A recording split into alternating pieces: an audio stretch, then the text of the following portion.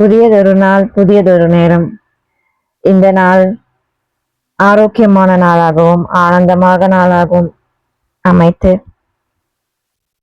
இந்த நாளை எனக்காக வழங்கிய இறை ஆற்றலுக்கு நன்றி, இந்த பிரபஞ்சத்துக்கு நன்றி, எனக்கும் நன்றி, இந்த இயற்கைக்கு நன்றி, நன்றி, நன்றி, நன்றி இறைவா. இன்றைய நாளை ஆரோக்கியமாகவும் ஆனந்தமாகவும் அனைத்து செயல்களும் சிறப்பாக அமைந்து இடேற எனக்கு வாய்ப்பை அளித்தமைக்கு நன்றி இறைவா. நன்றி, நன்றி, நன்றி. உனக்கே நன்றி.